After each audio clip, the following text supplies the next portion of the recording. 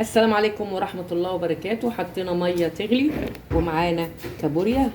هنسلق كابوريا، هي الحاجة الوحيدة تقدري تاكلي فيها الكابوريا، هي انك تسلويها هتلاقيها بقت حمراء. هنمسك، انا كنت جايبة كيلو كابوريا وهنرش عليه ملح وكمون وهناكل الكابوريا. اللهم صل على النبي. كانت صاحية يا ولاد، حطيتها في الفريزر عشان تموت، كانت صاحية وبتلعب. اللهم صل على سيدنا محمد.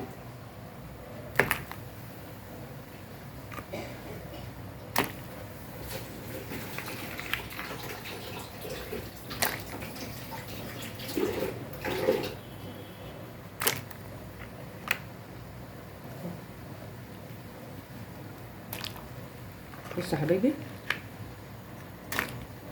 كنت غسلاها وكنت جايبه كيلو كابوريا ب40 جنيه، وكانت بتلعب فخفت منها، فقلت يوم الجمعه وهم قاعدين اسلقها. انتوا عارفين الكابوريا قد ايه فيها قيمه غذائيه جامده جدا.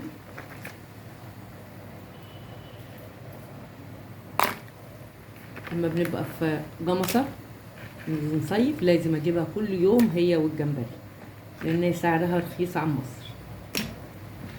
سعرها رخيص عن مصر.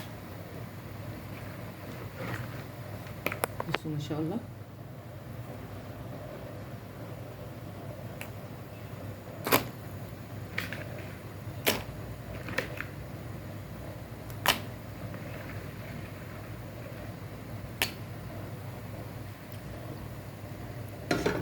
هنسيبها كده، نسيبها. حطينا طبعا كمون وجزرايه وقطايه عشان الريحه، وعلشان كمان ما تبقاش زفره. وهنسيبها.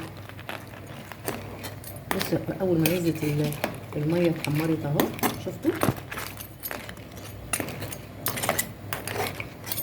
طبعا الكابوريا قد ايه فيها اوميجا 3، وفيها حاجات السمك دي اللي ربنا خالقها لنا جميله جدا جدا.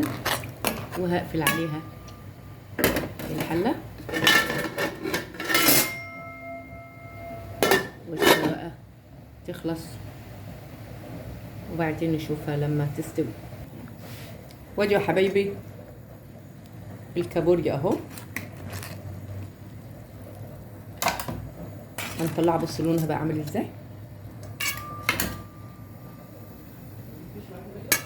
هنرش حبه ملح وحبه كمون ان شاء الله. طبعا انتوا عارفين ايه بقى قد ايه هي مفيده جدا. بصوا ما شاء الله حلوه ازاي.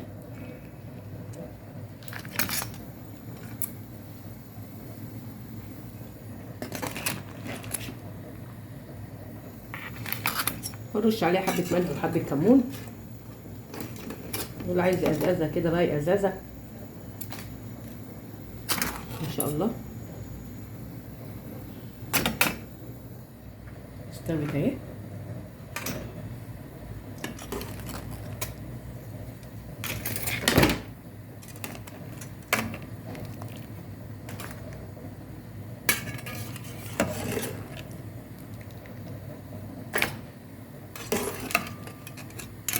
هي بتتسلق بس، مش تقدريش تعملي فيها اي حاجه.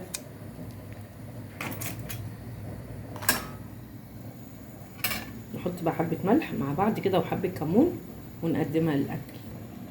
حطينا حبه ملح عليها وحبه كمون، ونرش حبه بقدونس كده. ما شاء الله ما شاء الله.